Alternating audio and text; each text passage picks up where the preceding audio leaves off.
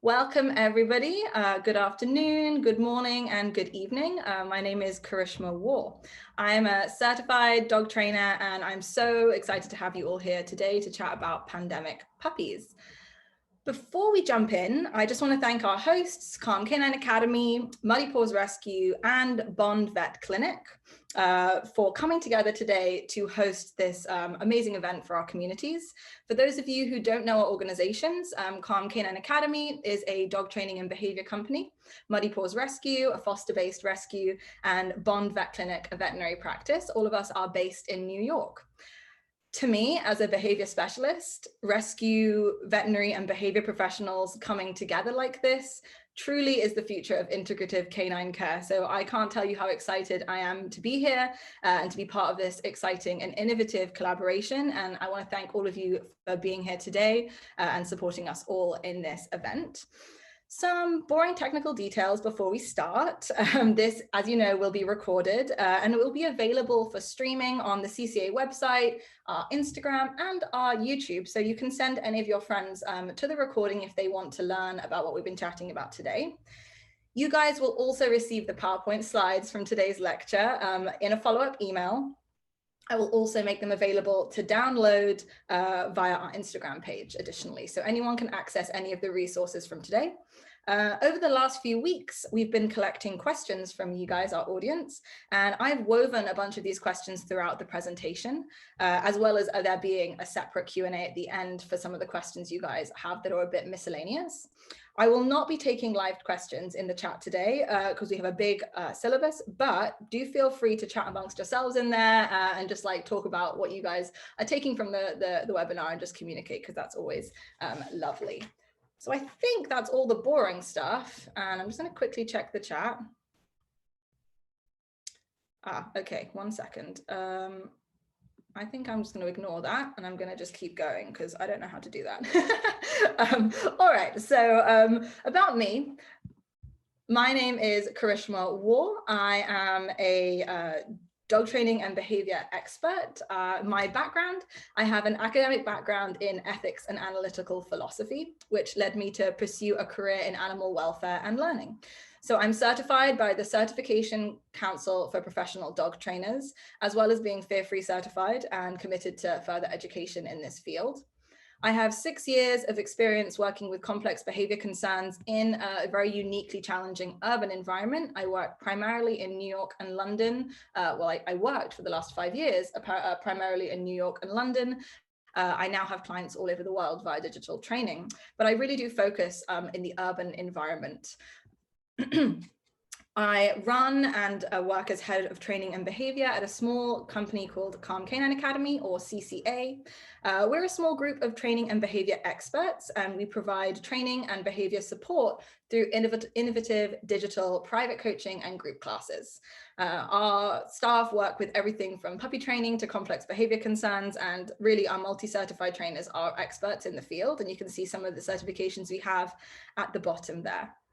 We operate under the ethos of modern training for every dog, and we really are committed to creating valuable, free and reputable content for our amazing community. So do check us out on Instagram and YouTube, and check out our website because we have always an expanding library of free tutorials and videos and blogs, and really are committed and passionate about bringing out this information for free, which is why we all ended up here. So today, what I really want to be talking about, and the question that we have asked to kind of guide today's webinar, is what challenges has the pandemic posed for puppy guardians? And I polled our communities and I got so many responses, and I've kind of narrowed it down into 2 main areas, with the areas that I think are the most pressing. And it seems to me like separation training and socialization are really the 2 most pressing areas of concern. So I've divided the talk up into those 2 areas, and then we'll have a short space for Q&A, some of the miscellaneous questions, like I said, at the end. So I'm excited to go into these 2 kind of topics, and hopefully you guys will get some information and be able to identify fact from fiction in the crazy world that that is online dog kind of recommendations. I don't know if any of you guys have Googled any of this stuff, but it can be crazy. So we're going to hopefully clear some things up today. And we're going to start off talking about separation anxiety in pandemic puppies, which really has been on everyone's lips. There have been new articles in the New Yorker, in the Guardian. Lots and lots of people are really asking many questions about this. So I want to start off by talking about what separation anxiety is and what it isn't. Separation anxiety is an anxiety disorder. Believe it or not, that sounds pretty obvious when you say it that way, but many people can get a bit confused about exactly what's going on. So it is an anxiety disorder. It's an anxiety disorder in dogs who struggle to be left alone or separated from a particular guardian. So either dogs that struggle being isolated or dogs that struggle to being separated from a primary caregiver. Both of those definitions count. Although this behavior is often labeled as naughty or destructive or dominant or stubborn, the behaviors associated with separation anxiety stem from a fear and panic response. These dogs are having a panic attack and they're not really in control of their behavior. And I think lots of people are waking up to this and understand this more these days. Some anxiety indicators that are associated with separation-related anxiety are hyperactivity, such as running around or pacing, panting, vocalizations, sweaty paws or drooling, destruction, particularly at the exit points, escape attempts, and in very severe cases, we can see sort of self-mutilation behaviors and behaviors of that nature. One question that we got in our poll for this webinar is that my dog is very good at holding their bladder, but the second I leave, they pee or poop, despite having been walked and done their business outside. So this to me is a classic sign of separation-related anxiety. The dog, although its needs to use the bathroom have been met, the second the person leaves, we see those physiological responses. So yeah, these are definitely things that indicate an anxiety response. And if you don't know exactly what your dog's doing when left alone, we have to get a camera out and film them so we can see exactly what's going on. If you're seeing multiple or any of those anxiety indicators associated with separation or isolation, there's a chance that your dog has separation-related anxiety. Many people come to me and ask why. Why has my dog developed this when Fido down the street did not develop this behavior concern? And there is a lot of misinformation about this. So let's get this, let's kind of organize the facts from the fiction a little bit. So relevant factors for separation anxiety, lack of exposure. And that's going to be a really big one for our pandemic puppies. Many of us have been at home for the last year, have not been going to work, and our pups have a long sort of learning history where we are always there, always present. So lack of exposure in early life can certainly be a contributing factor, as is genetics. There's a large genetic component to anxiety conditions, and it's no different for separation-related anxiety. So a mixture of lack of exposure and genetics, and we've got ourselves a recipe for some anxiety around isolation or separation. Of course, there's also trauma around alone time experiences. This could be, an event that took place, like a storm when alone, or it could just be traumatic to that dog. For some dogs, being left alone for 10 minutes is traumatic. I can't tell them that it's not. And if they didn't have the exposure and they had some genetic predisposition and then they were suddenly thrown in the deep end, that could constitute a little mini trauma for them and could sensitize them further in the future. Some non-relevant factors that I often see online are spoiling the dog, meaning, feeding them human food or giving them too many treats or cuddles. These have absolutely no relation on separation-related anxiety. There are more studies around separation-related anxiety than any other behavior concern. So we actually have a lot of reputable information. And I can tell you that giving your dog attention when you come home, having them sleep in the bed, feeding them your food, or quote unquote treating them like a human, none of these things are really going to be impacting whether or not they have separation anxiety. Really what's going to be impacting is the lack of exposure, genetics, and learning history and potential trauma around their learning history.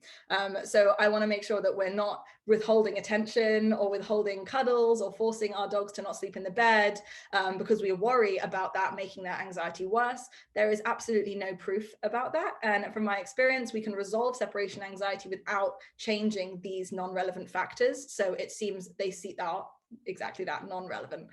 So don't worry too much about that. And if anyone tells you that you're spoiling your dog and that's why they have separation anxiety, you can say, Karishma said that's not true. And you know that that's actually very much a fiction.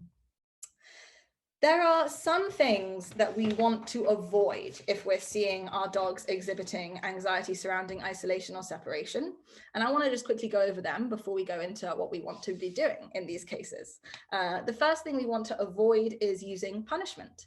For example, I've got here a bark collar. So these are devices that emit an unpleasant stimulus when the dog vocalizes, often used as a device to help or often marketed as a device to cure anxiety-related howling or barking, which is a big problem for my urban guardians who live in apartment buildings.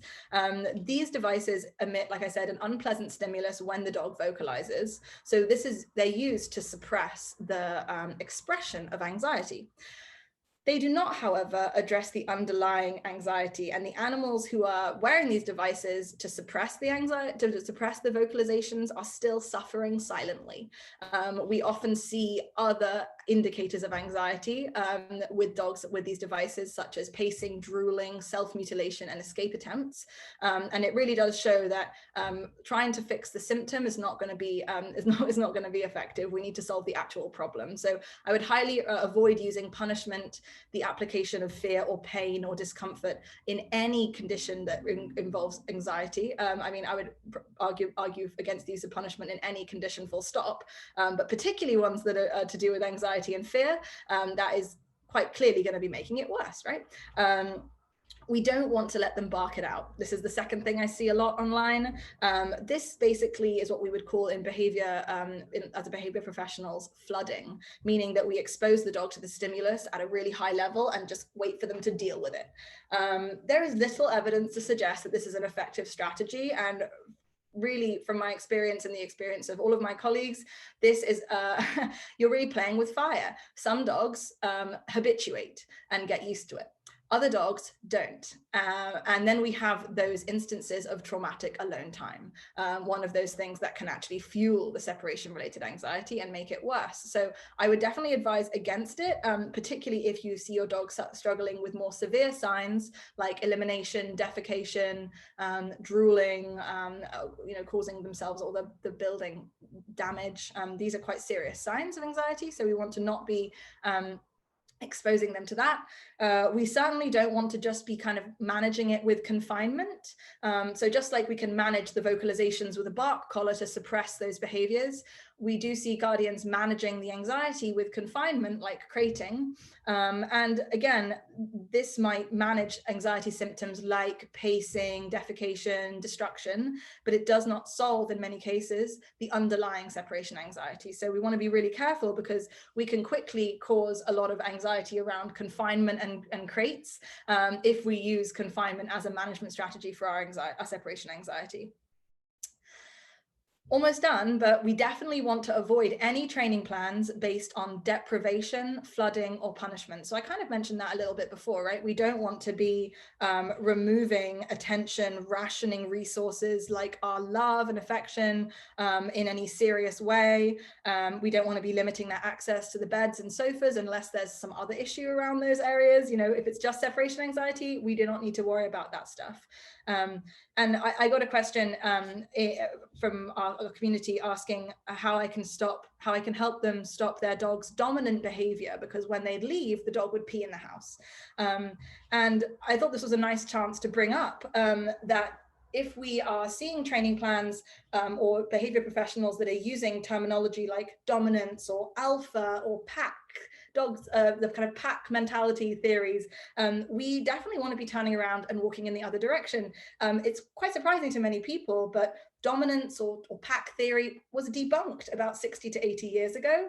And the scientific community no longer look to pack theory, the idea of dogs being dominant or alpha, as a way to explain behavior. If anyone is interested in this, you can reach out to me. I can send you more resources. It's really fascinating. What I really want you to understand here is that your dogs are not trying to be dominant or alpha, and we definitely don't have to be removing affection or rationing how much they get access to the environment off the bat to kind of resolve the separation anxiety. That's definitely not going to be effective. And so the last thing we definitely don't want to be doing is nothing. And that sounds obvious, but it's very easy right now for us to just kind of go, oh, we're not going to deal with this problem. We don't have to right now. We'll wait until lockdown's over. Me and all hundreds and hundreds of my peers and my colleagues are really urging everyone out there to not do nothing. We need to start now. We need to start a month or two before we start going back to work. We don't want to wait until the last minute. So if you guys have heard or tried any of these things before and they haven't been effective, don't worry, your dog is not broken. It's just not what I would expect to be effective in this case, given the parameters of this anxiety condition. What I want to talk about next is what actually will be helpful and what has been proven many times to be very successful. And it's a two-part training plan. The first part is management. And this is often really challenging. Luckily, because of the current situation, it's a little bit less challenging. But just like with any anxiety condition, we need to manage that condition so that the anxiety is not being triggered on a daily basis, even on a weekly basis in many cases. And that will mean for our dogs probably suspending absences for longer than they can handle at least. So if your pup can be alone for 1 minute, you can pop out to do the garbage. But if they're panicking, we really need to avoid leaving them alone until they can handle it. This seems quite obvious when we think about it in a different way. So imagine you have a different phobia. You're a human being and you have a phobia of water, just like your dogs have a phobia of being alone. If you were to go to a therapist, they would say to you, okay, we're going to slowly introduce you to water. We're going to start working at a distance from the swimming pool and then get closer and closer and closer. If you are working with your therapist would have to promise you that they would not push you in, right? If you were worried that your therapist was going to push you in the water the second you got close to the pool, you would never go to therapy, right? So similarly for our dogs, if we want to be training and teaching them that being alone is not scary, we have to not, quote unquote, push them in the deep end. We have to promise them that we're not going to leave them alone for longer than they can handle. So we can use lots of different methods for this. We can use friends and families, neighbors who are at home. We can use potentially daycares or walkers or sitters, even putting out an advert in your local Facebook group or dog walking group, just saying, hey, can I have some help? I have some chores to do this week and I need someone to hang out with my dog. Really, you'll be amazed at who will come out of the woodwork to help with the dog that's struggling with alone time behaviors. So suspending absences is going to be absolutely crucial. I really can't stress how much of a deal breaker it is. If we are leaving the dog alone for longer than they can handle and triggering that panic, it's going to be very challenging to do therapy with them to get them feeling better about being left alone. So just like the therapist would promise not to push you in the deep end of the swimming pool, we need to promise our dogs we're not going to push them in. We're not going to leave them alone before they're ready. So shielding them from absences is important, and you can also practice shielding them from pre-departure cues. So I don't know if any of you guys have experienced this. If your dogs have separation anxiety, they can become very anxious just about people putting their shoes on, going out of the door, picking up their bag. This is embarrassing, but if I put a bra on, my dog's like, where are you going?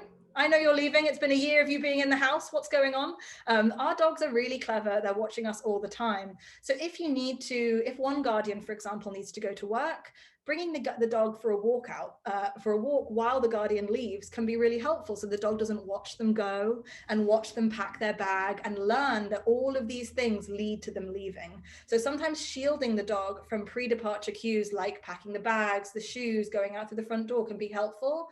That might just look like one guardian takes the dog for a walk while the other one leaves to work. I have a private clients right now who are taking the dog into the bathroom and just playing a fun game in the bathroom with the dog while the other guardian leaves for 5 minutes. So if you can, and if you're seeing anxiety around pre-departure cues like shoes, coats, etc., you might want to shield them from that too. This is just management. The management makes sure that we're not making it worse. It makes sure that it's not the flames of anxiety are not being fanned per se, right? Once we have a management system in place, we can start to do systematic desensitization. And this basically means slow exposure to the stimulus while remaining below threshold. And what this means is that we want to expose them in small chunks to being alone without triggering full-blown panic. I have a little video for you guys to show you what this might look like. And I have some great questions from our audience today that I'm going to go into as we watch this. So Separation desensitization will involve getting your dog used to the things that predict you leaving.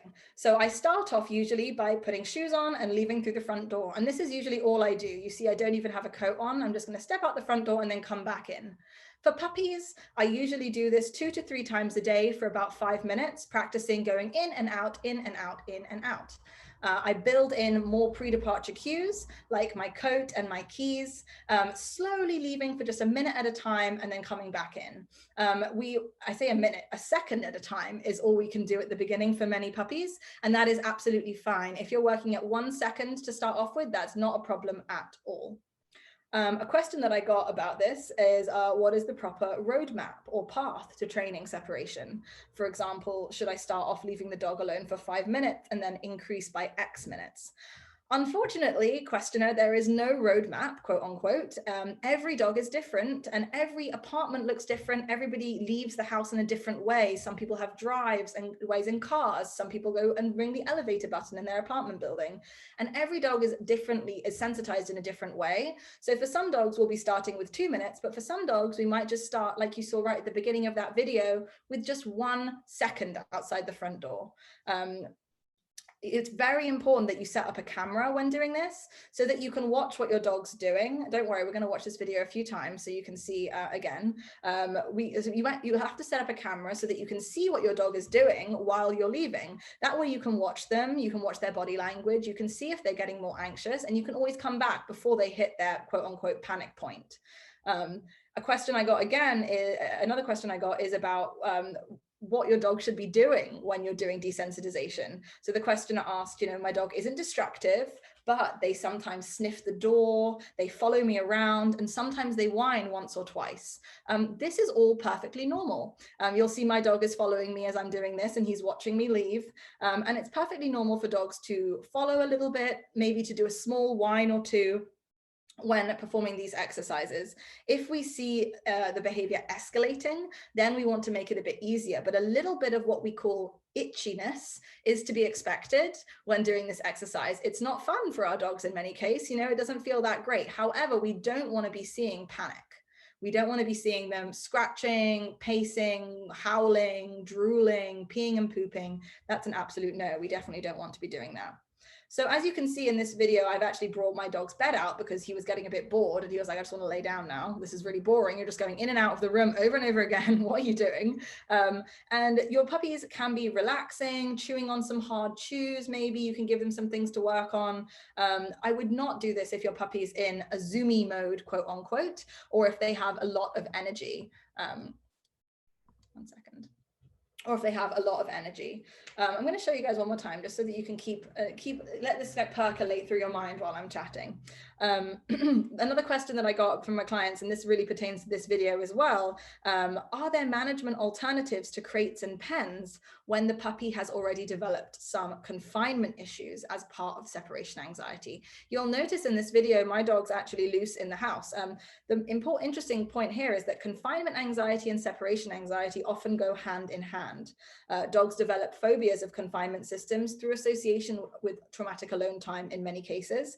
And it can be much harder to make progress with separation anxiety with a puppy when you're using a crate. So I prefer to use pens, baby gates, and just really effectively puppy proofing the space that I'm in alongside a camera. So I can watch the dog and make sure that I'm not pushing them to the point where they are going to be panicking and performing unwanted behaviors like destructive behaviors. So just remember this, there is no roadmap, but we always want to be watching our dogs on a camera and observing their body language to make sure that we're not pushing them into a panic state. It is okay for them to show some itchiness when we're doing this exercise, such as a little bit of whining, maybe once or twice, following us, waiting at the door, all perfectly normal, but we don't want to be seeing acute panic. And in many cases, because of the comorbidity of confinement anxiety and separation anxiety, we can do much better in a more sort of open planned system with a young puppy, like a pen or a gate where they can be gated into a part of the house without being completely confined in a crate or a pen. You guys will notice in this video that I'm kind of doing it over and over again.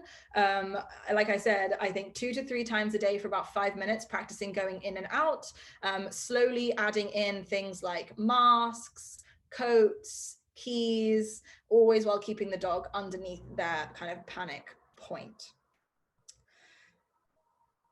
There is definitely a lot more that I could talk about with this. I could really go on about this for hours and hours. I'm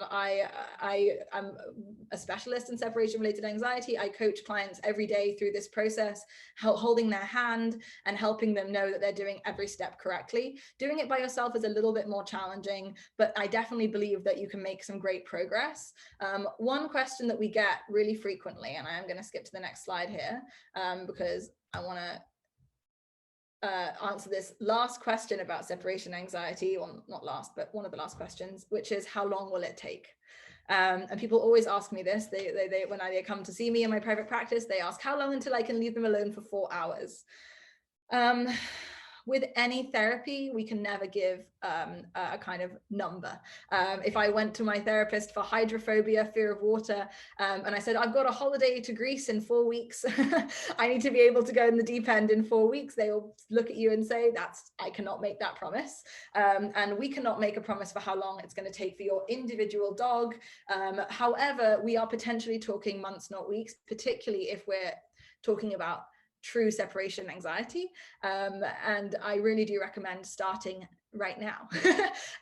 So hopefully that video gave you and this chat gave you a small idea of what it might look like, that management system combined with a desensitization program where you'll be working with your young puppy potentially 5 minutes a day, 3 times a day, for example.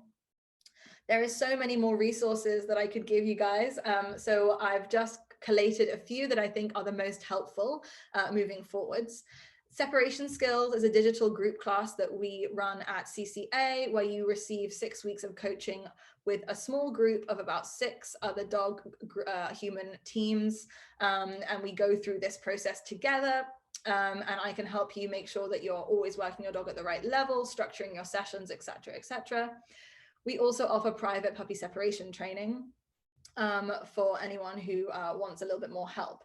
If you wanted to do this by yourself, which you absolutely can do, I have some resources for you. A body language article that can start your journey on reading your dog's low-level stress signals. If you can't read your dog's low-level stress signals, it's going to be really hard for you to sort of successfully enact this program. So start researching low-level stress signals, get your camera out, and let's start watching your dog. What do they do when you leave? Do they immediately bark and whine and start scratching at the door, or do they sit with wide eyes and their ears back, and then maybe they itch a little bit and then they start whining?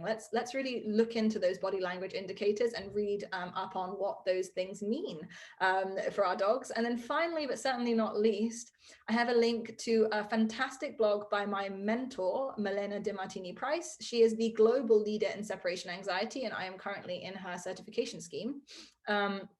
If you go to her blog, you will find tons of fantastic articles, reputable science-backed information from global experts. You will also be able to find your way through her website to her Mission Possible self-study course.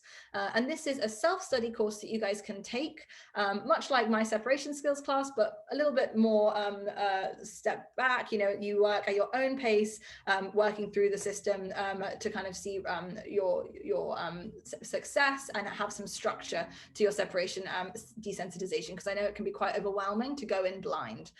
So within all these resources, I'm hoping you guys will get what you need to take the next steps with your puppies and to be able to get them a little bit more comfortable with being left alone. I do think that being transparent about how I think people should start right now and not wait is very, very important. And at the end of our talk today, I'm going to be talking briefly about getting a veterinarian involved. And so that might apply to you as well in this case. So hang around to talk about that at the end, because that might be what you guys need to be seeing success. All right, so I think I'm just finishing up my separation section. The big things I wanted to get across were, you know, what separation anxiety is, some of the reasons why dogs have separation anxiety, some of the myths, and then what the training plan might look like. And if any of you guys are struggling with this, know that you are not alone. It's a very stressful situation to be in as a dog guardian, particularly with all the other stresses that we have in the world right now. Just know that this is treatable, despite what I see online all the time.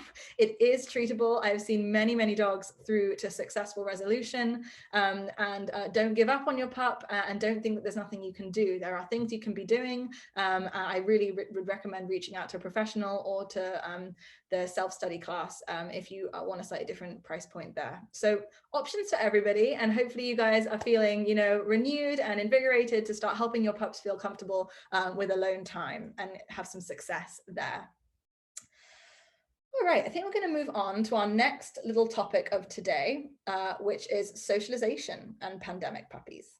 And this is a big topic. I have sort of whittled it down to the things that I think are the most important. And hopefully there'll be something in here for everyone. And I might even have time to take some specific questions after this. So keep it in your head or put them in the chat right now if you have any that are coming up. The first question that I ask when, actually, let's stay here for a second. We'll go here to start off with. I want to talk about what socialization is and what it isn't. As you can see, I like a lot of it is this and isn't, because there are so many myths in dog training and behavior. There are sort of a lot of articles and accounts out there who will give some outdated information. So let's just quickly clear up what socialization is and what socialization is not. So it is quality over quantity. I don't want your dogs to meet 100 people. I would rather they meet 2 people in a very, very specific, controlled and positive way. And I think there's a big myth that we need to be socializing our dogs to every single person, every single dog. Realistically, that's not possible. What we do want to be doing is creating a few controlled interactions that are overwhelmingly positive for the animal. We don't want the dog to be overstimulated, running around, jumping, barking, panting heavily. These are all signs of stress. We don't want the puppy to be showing overt signs of fear or avoidance, like backing up, hiding, running away, potentially. We definitely want our socialization to be choice-based. And what that means to me is that the puppy is not forced into interactions. When I first started as a dog trainer, there was an exercise that I was taught called Pass the Puppy, where you sat in a room with people and you passed the puppy around the room. And I look back and I just cringe, because that puppy had absolutely no choice in what was going on with its socialization. That puppy could not move away if it wanted to. Putting a puppy in a situation where they can't move away, for example, they're being held or they're on a leash, and if they're expressing overstimulation or avoidance or fear, that to me is a bit of a little bit of a red flag is coming up. So make sure that our socialization are choice-based, and the dog gets to choose if they want to move away. We also want it to be short, so no longer than 20 to 30 minutes realistically, for dogs that are under like 4 or 5 months, and keep it short and sweet. So you guys are kind of seeing a pattern. It's not about quantity, it's about quality. We can have our sessions be short and positive, with a strong emphasis on choice and the animal being listened to. That is really the best way to sandbag against potential problems down the line. As you guys probably have read a lot about, socialization is so important to puppies, particularly puppies under 5 months old. And I did ask our community what specific socialization challenges the pandemic has posed. I think there have been some real challenges. So guests coming over is a big one. People aren't having guests in the home, and dogs are now expressing some fear, some aggression, and some overexcitement or overwhelm when people are entering the home. Dog guardians not being allowed to go into the vet's office has caused some guardians to be concerned about, you know, their dog being fearful of the vet and stuff like that, which is definitely a very real concern. Some guardians have struggled to introduce their dogs to dogs and people, and some in general, just, you know, from being very, very safe and shielded, which of course we have to do, have had to avoid taking their dogs really outside into the world very much, particularly busy areas or crowded areas. And we're seeing some guardians struggling with their dogs' behaviors in these more busy settings now. In some ways, however, it's actually been easier, and I think that's worth noting as well. If any of you guys have had puppies outside of a pandemic, I can tell you people love puppies. They want to touch the puppies, they scream when they see puppies, and for many guardians, social distancing has allowed them to walk their puppies relatively unaccosted, and that's actually a blessing. As you can tell, thinking about what socialization is and isn't, it's actually better for people to keep their distance if we want to keep our socialization opportunities controlled and positive, etc. So I want us to think about the positives as well as the negatives. There certainly have been some negatives, but there are some things that are quite good, I think. What I want to do next for you guys is talk about some creative indoor socialization solutions and then some creative outdoor socialization solutions. I think that right now, lots of guardians have held off going to puppy classes, they've held off speaking to trainers, and they've held off, well, I say held off going to puppy classes, there are no puppy classes. They're not speaking to trainers because maybe digital services are not what they wanted for their puppy. And maybe don't have so much of an idea about where to start. So I want to take this opportunity to say digital dog training is fantastic. The examples that I'm going to give you over the next few minutes and what we're going to talk about are things that we have been doing. All these videos that you're going to see are pandemic puppies. These are dogs that have been brought up during the pandemic and who have gained all of these skills through virtual coaching. So if you have been holding back speaking to a behavior professional about how to socialize your puppy and getting some more help there, please don't hold back. They really are, these digital sessions are fantastic and a really great way to get you the information you need and the coaching you need, even if they're a little bit, outside of what you expected for your puppy's education. If you are holding back, I urge you to give it a go. So I'm going to show you, first of all, a few indoor puppy socialization examples, and I want to talk over what I'm seeing here, and I might play this a few times as well so you can see all the different kind of examples here. So even though we can't go outside, there are so many things we can do inside. Crate and confinement conditioning is one. This is one of the puppies in our online puppy program who's using some licky mats to condition him to feel comfortable in the crate. Another puppy we have here from our puppy program who's working on pen conditioning through classical conditioning, being given a kind of busy foraging box in the pen. So even though we can't leave the house, we can absolutely start working in a systematic way on our dogs being comfortable being in confinement systems. A second thing we can work on is new surface socialization. So this is a puppy called Tufa in Manhattan, and he's working on stepping on a grate. And this second puppy here is working on kind of climbing over new objects. So even if you are stuck indoors, you can use everyday objects like mops, brooms, couch cushions, cardboard boxes, furniture, tunnels and tents that you can buy off Amazon. And you can start creating obstacle courses for your puppy inside with these new objects. You can see this is Bobo in London, and he is working on some exercise equipment using some of his daily allotted calories to just get him climbing, exploring the different environments. This is fantastic confidence building. It's great for cognitive development, sensory integration, and it activates the seeking system, which is basically puppies exploring and searching. So the seeking, I'm going to pause it for a second so I can catch up. The seeking system is where your pups will be exploring and sniffing and walking around and kind of using their body to clamber around things. This is what they'd be experiencing outside, walking around in the park, exploring the urban environment. And we can do this indoors with them with sort of intelligent objects to kind of help them feel more confident. So surfaces you can use, carpets, rugs, get them on wooden floors, tiles, the bathtub, up and down stairs. Like I said, inside you can use things like mops or brooms, couch cushions, cardboard boxes, etc., etc. To create these obstacle courses. You can also think about new object introduction. So in this little video, you'll see Spooky. He's a 6-month-old spaniel puppy. He lives with me. He's a pandemic puppy. And he's being introduced to a new object that makes a funny noise and moves. you'll see he's feeling very excited about this new object. He's running around, he's having a good time. And through introducing them to objects, like that's called a giggle ball, you can buy it on Amazon, but other objects you could use really are things that move and things that make noise. So I'm thinking exercise equipment, rolling suitcases, brooms, Swiffers, vacuum cleaners, umbrellas, bikes, scooters, rollerblades, wheelchairs and crutches. I don't know how many of these things you guys have in your house. If you have any of them, let's get them out and start introducing our pups to them using food, using play, to create a positivity bias. New things that move weird in the environment are fun, nothing to be scared of. And that means when they are introduced to new objects out in the real world, they'll have this positivity bias where they go, oh yeah, you know, I saw one of those rolling suitcases in the house, ate a bunch of chicken, it was great.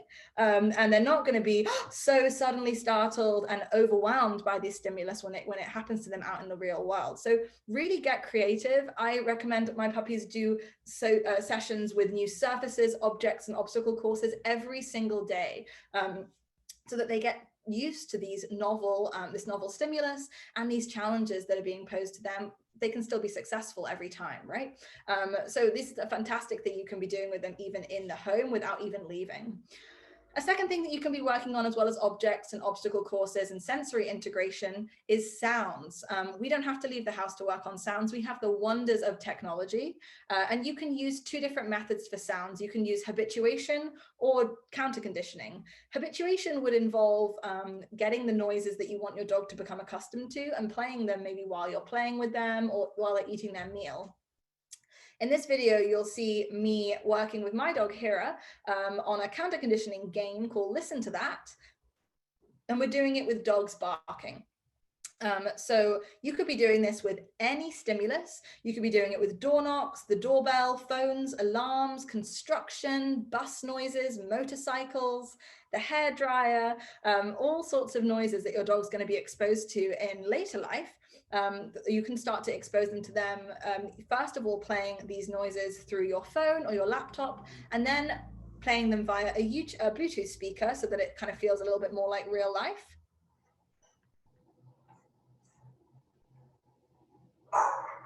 You can see in this video, I'm playing some dog barking noises, and then I'm marking and reinforcing my dog for this. This is something that we learn in our puppy program, and I have all of my puppies all around the world listening to a whole bunch of different noises and getting very confident, listening to dogs barking, listening to motorcycles, listening to, I think this is sirens, and not being uncomfortable or nervous by this. So this exercise is a specific one that we teach in our puppy class. You can also just play these noises at a very low level so that they're not triggered, and slowly raise them over time. So we've got objects indoors, we've got obstacle courses, we've got new surfaces, we've got new sounds. We've got a big one now that we can be working on, which is so important, particularly considering that veterinary offices and groomers are not going to be letting you guys come in, which is handling and husbandry. So even if you guys can never leave your house, I want you to say, look, I want you to see, look how many things you can be doing just from the comfort of your own home. Spending the time that you have with your puppy now working on them enjoying being handled is really going to be absolute key. Studies show us that fear of veterinary offices and fear of the veterinary procedures is one of the biggest reasons that dogs are not getting the necessary care that they need, medical care. So if we can get them comfortable and cooperating with their handling and their husbandry behaviors, that just means their care procedures, we're going to have a happier dog, we're going to have a healthier dog throughout their life. So these are just some video examples of getting puppies used to being touched, having their ears inspected, you could apply this to toothbrushing, ear cleaning, paw wiping, brushing, grooming, etc., etc. Again, these are exercises that we go over in depth in our puppy program, and we also have loads of free tutorials about all of these things on our Instagram, so you guys can check this out on our Instagram if you want some more information. You can see here I'm practicing feeding and inspecting his ears at the same time. Very, very simple. We could kind of take this to the next level as we do in our puppy class, or we do fake vet exams, getting the dog comfortable, being inspected, being handled by someone, having their ears checked, their bum checked, their groin checked, etc. Bath time socialization, why not? You got time? Why not do it? Let's get your pups in the bath. Let's get them feeling good about eating. Get them feeling good about all of these care procedures. The most important thing about if you're doing indoor socialization with your puppy, for example, regarding grooming and husbandry, is that we're using high value foods that they find really good to build good associations, and we're taking it slowly and at your puppy's pace. Like I said, again, loads of free resources available about these things on our Instagram, so you can absolutely check that out. And there will be some resources, again, linked at the end of this topic. So don't worry too much if you're like, whoa, I haven't done any of this stuff. Not a problem. That's why you're here. It's never too late to start. So husbandry and handling, absolutely a massive one that we want to be building. It'll also help when they do meet new people, if they feel really good about being reached for and touched by people, particularly veterinary professionals, groomers, daycare people, etc., etc. The last thing that you can be doing indoors with your puppies is, of course, training. All training starts indoors anyway. Most puppies spend at least a month working indoors on a majority of their behaviors before they take them outside. This is just a quick video of me and my dog practicing a simple, easy leash walking game. You can forgive my fluffy slippers, but you know, lockdowns changed us all, and this is how it's changed me. I always wear fluffy slippers in all of my training videos now. I can't help it. So this is a simple 1, 2, 3 leash walking game that anyone can be practicing indoors with their puppy. Again, you can find a free tutorial on this in our IGTV history or on our YouTube. And you can be starting in the house, taking it into the lobby, into the hallway, onto the street outside your house, and slowly, whilst still, you know, maintaining social distancing, practice leash walking with your puppy kind of throughout the day with them, so that when you do go outside, when it is safe for you to go outside, you guys can be doing that without your dogs kind of going crazy at the end of the leash. Sorry, one second. Going crazy at the end of the leash, not really knowing what they should be doing. So just to kind of quickly summarize that, we talked about surfaces, we talked about obstacle courses and objects, we talked about noises, husbandry and handling, confinement training, leash walking training. These are all things that you guys can be doing inside. These are all things you can be doing whilst maintaining social distancing. And these are all fantastic and very important parts of your puppy's foundation. So if you're confined only to your home, I'm hoping that you can come out of this with some ideas about how to get your pups more comfortable with some of the stimulus they'll need. If you're lucky enough to be in an area where you can go outside sometimes, there is still a lot that you can be doing whilst maintaining social distancing. So of course, always wear a mask, always stay, you know, 10 feet away from people. And I would recommend that you bring really high value food out with you and your puppy, because for many puppies, it's a little overwhelming to be working outside. So we do want to have something really good to help them stay focused on us. So in this next video, just like in our indoor video, I'm going to show you a bunch of outdoor socialization examples. Many of these things you probably have never heard of before, and do not worry. My goal is just to inspire you, to show you what the puppies who are working in digital training with us are out there doing, and how amazing you guys can, how amazing that you can set them up for success, even within the confines of this global pandemic. Let's check out some of the examples of CCA students and what they're doing around the world to socialize outdoors safely. The first thing is slow and sniffy walks. Sniffing while walking lowers a dog's heart rate. So you can take them to quiet places in the urban environment and just allow them to sniff around. If you are concerned about them touching the floor, you can bring a little mat with you or a picnic mat and practice relaxing with them in an urban environment. So I'm going to pause for a second. This is an example of a puppy. Again, this is Bobo. He is in London. He learned relax on a mat in our puppy program. We have a video of that on our YouTube. And he's now practicing relaxing in different environments around the city. If your dog doesn't know relax on a mat, you can bring out a high value chew for them or a little toy for them to play with and have them settle in different environments. You don't have to be going up to every single person in order to be doing fantastic socialization. You can just be practicing them relaxing on their mat, getting treats on their mat, or getting a chew on their mat while they observe these things from a distance. So I think just taking them out to sniff around the neighborhood slowly, taking them out with a rug or a blanket and sitting down and relaxing with them in a neighborhood, in a kind of quieter area. All fantastic ways that you can get them out in the world whilst keeping them safe and maintaining social distancing. We have a huge focus in our puppy class on engagement and attention. And we love teaching puppies to go out into the distracting urban environment and be able to stay focused on their handler.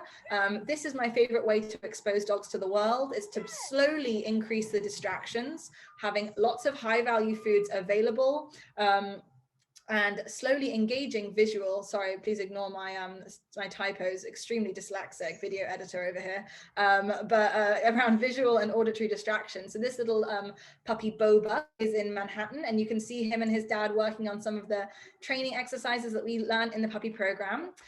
Similarly for Leo, working on some name recognition in an urban environment, getting marked and reinforced for paying attention to his dad, and getting little snacks for kind of sticking with dad. So name recognition games out in the urban environment, games where you're marking and reinforcing the dog for paying attention to you. Again, if you've never heard of any of these things before, not a problem. I just want to show you guys what we kind of recommend and what it looks like when you work with a trainer, what kind of how we coach our clients. So this next kind of video is a big one, because I think, and this kind of harks back to what I was saying before, I think there's a big misconception that we need to be going up to every single person and dog in order to be socializing our dogs to that stimulus. We can do something called go on safari.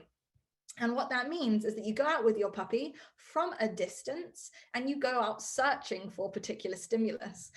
So in this case, I'm walking with Spooky the Spaniel, and we see a person walking their dog in the local park. And so what we can be doing with our puppies is simply reinforcing them for watching the stimulus. So say, for example, you say, I wish that I could socialize my puppy to somebody on 2 crutches. My puppy's never met anyone on 2 crutches. And I notice that they're a little bit nervous when they see people on crutches because they don't really know what that is yet. What you could do is take your pup out, potentially if you see a stimulus that you want to socialize them to, you can simply start feeding them or giving them reinforcers just for observing that stimulus. So in this video, you'll see Spooky the Spaniel looking at this human walking their dog in the park. You'll then hear me mark and reinforce him. I mark him by doing this, and that sound means to Spooky, you did the right thing. So if anyone has ever used a marker in training before, it's a bit of a nerdy concept.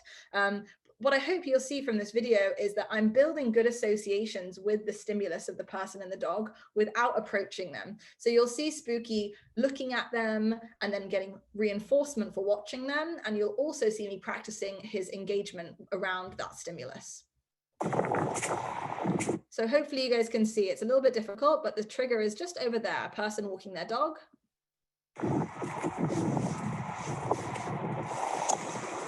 So you can hear me mark his behavior there and feed him.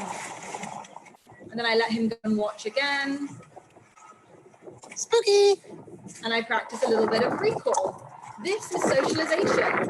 Many people see this and say, but they're not meeting anybody. They're not meeting people or dogs. How is this socialization? But it absolutely is socialization, just marking and reinforcing from a distance. Sorry, I messed up my video. Let me just fix it. So bringing out really high value foods with your puppy, teaching them that no matter where they are, whatever they see, you can mark yes or make a little noise to tell them that they did the right thing, and then you can give them reinforcement for kind of responding and paying attention to you. Oh, this is very annoying. We might have to watch this video again. Apologies, guys. Let me see if I can fix this.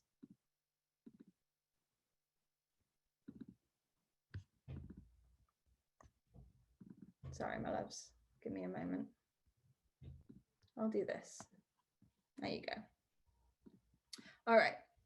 So What have we talked about so far? We've talked about sniffing, we've talked about relaxing in public areas or chewing a chew. We've talked about engagement games that you can play around the stimulus that you want to be socializing your dog to, using lots of high value foods.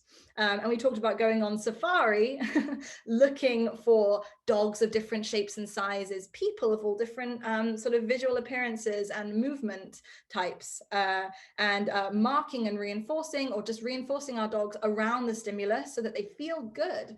Some places that you can go and loiter around, local parks are a nice place that you can kind of get access to stimulus from a distance.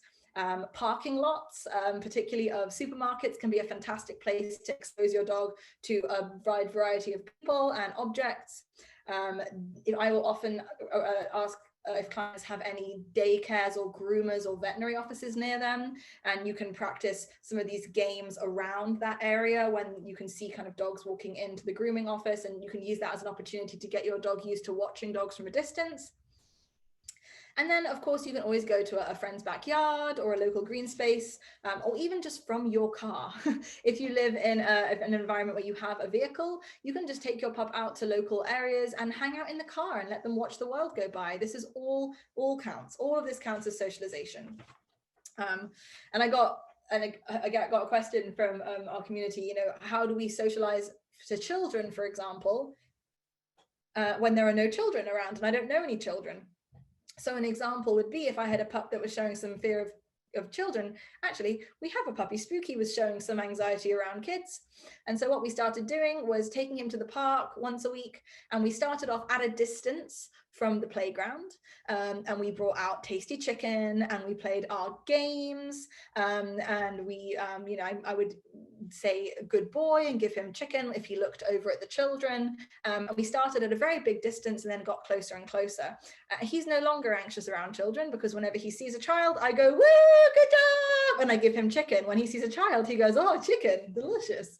So you can do the same thing with your dog. You can build good associations from afar. And like I said at the beginning, this is actually a good thing about the pandemic. We often, as human beings, are tempted to move way too fast for our puppies, and actually being forced to work at a distance from some of them, for some of these guys, is actually going to be even better than working close up with kids. So that's definitely something to be thinking about.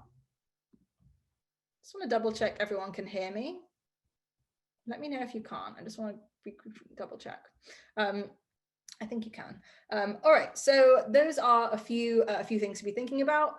There are some things you can do at slightly closer quarters with people and dogs, and that's what I want to show you guys in the next few videos. Lots of people are concerned about their dogs greeting people or greeting dogs because they haven't had as much exposure over the last year. What we do to help our pups is we teach them an exercise called Go Say Hi. You're going to see some dogs kind of demoing this in a minute. It's a fun game where we teach them to kind of go and say hello to a new person and then come back to us. And I'm having my pandemic puppies practice this with members of their pod, so that they have a routine, a system for meeting new people, so that when the world opens up, it's not going to be overwhelming for them. So this is Hayes, a rescue from New York, and he is practicing his Go Say Hi with one of the CCA trainers, Nicole, and his mum, Gemma. So you can see this as a really fun little game that we've taught them. And exercises like this can be really fantastic in setting them up for success. You guys are about to see a pretty funny and embarrassing video of me working with Spooky with no shoes on at 7 a.m. With a bag of treats under my arm in my pajamas. But you'll see this is my mum in the car, and we're working with some distancing in place, introducing Spooky to her through this Go Say Hi method. And so you can see he's very, very overexcited when he greets people. Yes, that's so good. You're so smart. Yes, you're a good boy. Good job, Papa. Ready? Go say hi to Indy. Yes, good boy. Very nice. That's so much better. Good. You're doing very nice. You ready? Go say hi. Yes, good boy, Spooky. Yes. All right, we're done. So you can see see in that very silly little video, many pandemic puppies are hyper aroused when they meet new people because it's not happened very frequently. So using these kinds of methods can be really, really helpful to keep them steady, because if we hadn't done that with Spooky, he would have started jumping and barking and being very, very overexcited. So a little bit of training can go a really long way. And again, highly recommend you reach out to a professional if you need some help in this. For those dogs who can't quite go and say hi, you can just play this fun find it game where you just toss treats around for the dog to find whilst they are people in the environment. So you can see a few dogs here practicing their find it. The goal is that we're getting dogs to use their nose and to sniff the ground to find the treats. And this helps them calm down. So if you're struggling with fear, anxiety, or overwhelm around dogs or people, you can use find it's, like this little Chihuahua Ziggy, tossing treats on the floor whilst dogs move around the environment to help him stay calm. And this can be really helpful for some dogs, just this find it game, if they're really overwhelmed in a new environment. And we actually have some tutorials online for that as well, so you can check those out.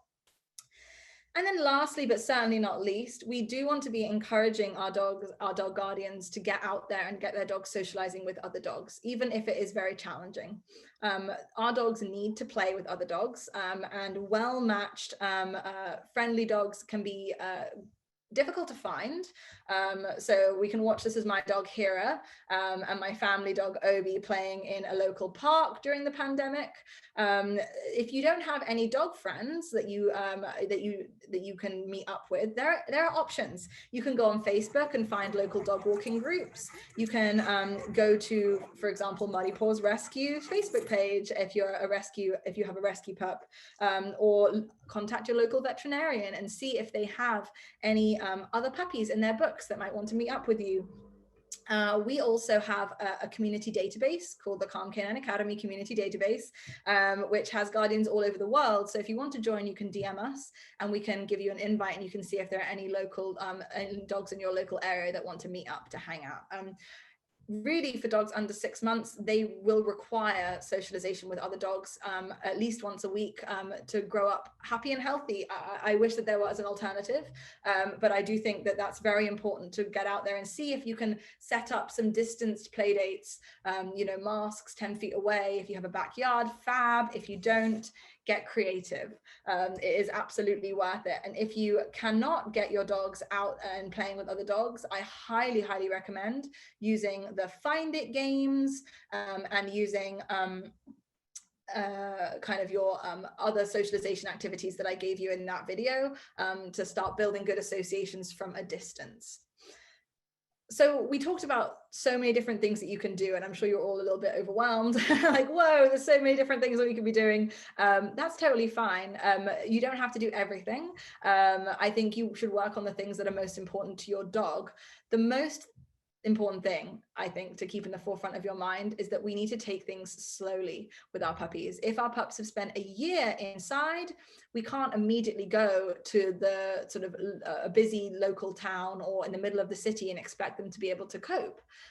Maybe we start off just doing some find its in the hallway of our apartment building, or maybe we do just some engagement games on the street outside the house, or practice some of our walking indoors, like I mentioned in the previous in the indoor socialization video.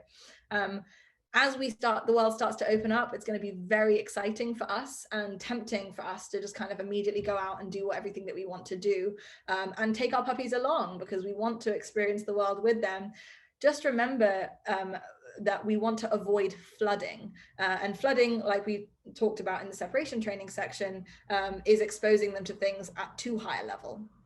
If we're seeing those overt fear signs, avoidance, hyperactivity, and overwhelm, it's too much. We need to move slower, and we're going to have to make accommodations for our dogs and put them first.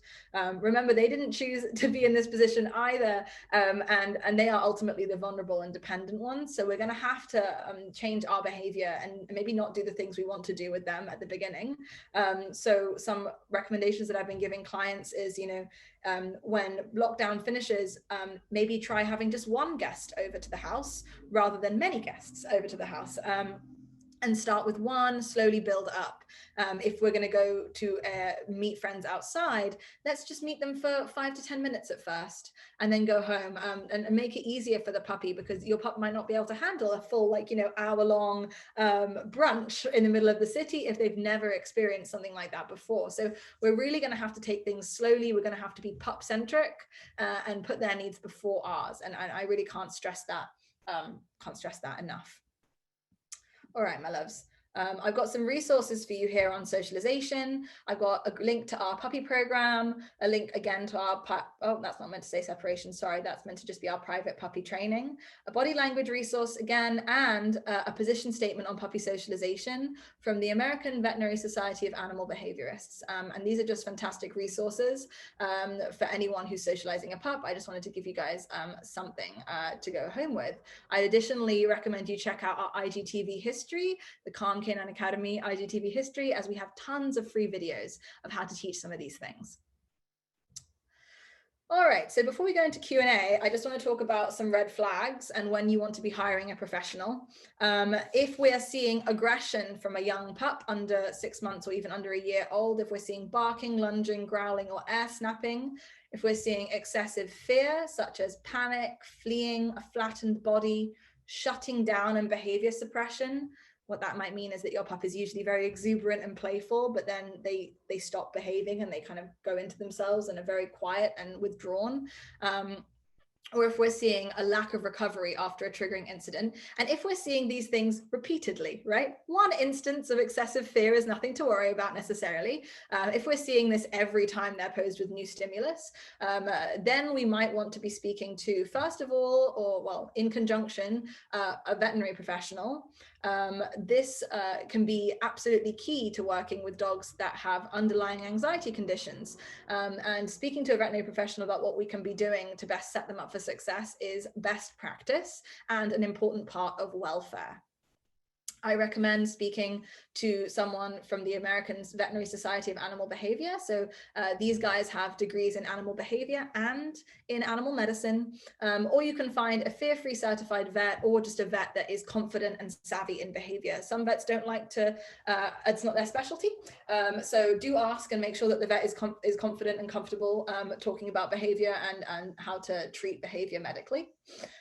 If you've spoken to a veterinary professional, you probably want to also speak to an animal behavior professional or a canine behavior professional. And this is where I want to just warn you guys. Dog training is an unregulated industry. That means that there is absolutely no laws in place over who can and cannot call themselves a dog trainer. That's quite concerning to me, because imagine no laws in place over who could call themselves a therapist. That would be quite scary. And that's essentially what dog trainers are. They're therapists for dogs. So I want you guys to be aware that there are professionals out there with very little qualifications and very little education. So be aware of quick fix salespeople who say that they can fix the dog in 2 seconds. That is just not how behavior works. And really avoid any individuals that use terminology like balanced training, corrections, dominance, pack leader, alpha, etc., etc. Like I discussed before, dominance theory, pack theories, that kind of stuff, debunked. The earth is not flat. Dogs are not dominant or pack leaders. So we just want to not really go down that route too much. And instead, I would urge you to look for certifications from any of these institutions. So the Certification Council of Professional Dog Trainers, Karen Pryor Academy, the International Association of Animal Behavior Consultants, or Fear-Free Professionals. There are others that are very reputable too. I just don't have enough space to go into every single one. And if anyone needs any help vetting behavior professionals, you can always DM us. We are happy to help, because I know it can be a bit of a minefield out there. All right, so we talked a little bit about separation, we talked a little bit about socialization, and I wanted to just collate some other questions that you guys had for me, and we'll spend the next 15 to 20 minutes answering those before we finish up. If you guys have any questions off the back of everything we just discussed that haven't been answered, you can absolutely reach out to us via DM on Instagram, email, etc., and we will make sure to answer them for you. But these are some of the really great questions that we got from our community over the last few weeks regarding pandemic puppies that I wanted to fit in to today's session. One big one that I'm sure lots of people are wondering off the back of my separation chat is whether you should be using food. And lots of trainers recommend using food toys or stuffed Kongs or chews to help counter-condition dogs to separation and alone time. So from my experience, if a dog is really suffering with separation anxiety, food toys tend not to be effective. I don't know if you've ever experienced this before, but many dogs with separation anxiety will either not want the food because they're so stressed about the guardians leaving, or they'll eat the food and then go back to panicking. And that's kind of like, you know, if I'm really sad, I'll like eat a tub of Haagen-Dazs while crying. Like our dogs can eat even when they're in acute states of stress. So if you've been trying to use food and it hasn't been effective, it sounds like we need to be going down the desensitization route without using food, slow, systematic exposure. And I'll refer you back to those resources from the separation training section to pursue further training or further kind of support. So you can absolutely experiment with these things, and if they work, fantastic. You have not got a dog with separation anxiety. If they don't work, you probably do have a dog with separation anxiety, and we need to be using the aforementioned method. So fantastic question, and one that I think lots of people are very confused about, me included, to be perfectly honest. When I first started training, I didn't really understand this either. So another great question I have here is, what's the ideal placement for a crate? Should it be in the area of the house with high traffic? And should the dog always have access to it? And unfortunately, this answer to this question is it depends. It really depends on the dog. For some dogs, we want to have the crate in the heart of the home, and they'll be most comfortable with their safe space or their confinement system being in the heart of the home where everyone hangs out. For other dogs, it can be very frustrating to be confined in a room with their family members and not be able to access their family members. And for some dogs, they can't tolerate it without some more conditioning and training. The spaniel that you saw, the 6-month-old spaniel, he is one of those dogs. So his crate is actually in the bedroom in the back of the house. And when he needs to nap, he goes to the back of the house to have a nap away from us because it's easier. So I'm going to say it depends on the dog, and you're going to have to experiment.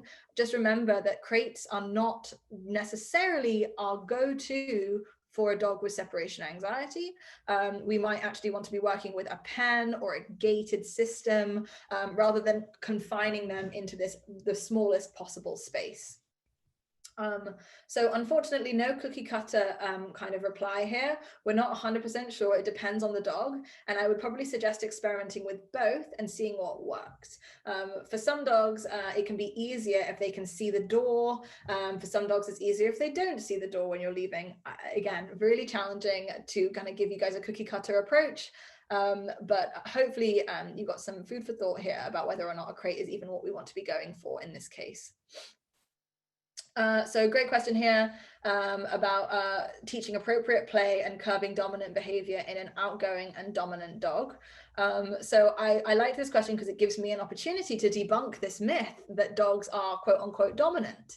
A little bit more information about this, I guess. The theory of dogs being dominant with their behavior and behaving in an attempt to dominate each other and kind of establish a hierarchy of sorts was based on a study conducted on wolves many decades ago. And we have, in the last sort of 50 to 80 years, revisited that study and acknowledged as a scientific community that that study was very poorly written and in fact has very little correlation on the reality of dogs. Dogs are not even pack animals, believe it or not. They live in loose familial structures. But this is all stuff that's kind of come to light in the last 50 years. So any dog professional that you're working with should know this and should immediately correct any behavior like that. So, sorry, any terminology like that. So I'm hoping that you guys can come out of this sort of being able to identify myths in dog behavior and kind of say, we know that that's not the case. They're not being dominant. It sounds like this pup needs to practice lots of breaks from play and potentially is a little bit unsure about the dogs that it's playing with. I would have to see more probably footage of the animal to really give you any more sort of specific feedback. However, definitely worth bringing up. And this question is great. I love this question, and I'm sure it's going to apply to lots of you guys in the room today. So our dog is a rescue, not a puppy, but definitely a pandemic dog. And he used to like to play with other dogs at the park and now seems disinterested and nervous. So interesting. It sounds a little bit like the dog is maybe a little overwhelmed in the dog park, but I wanted to think about this idea of dogs being okay with something and then suddenly not being okay with something.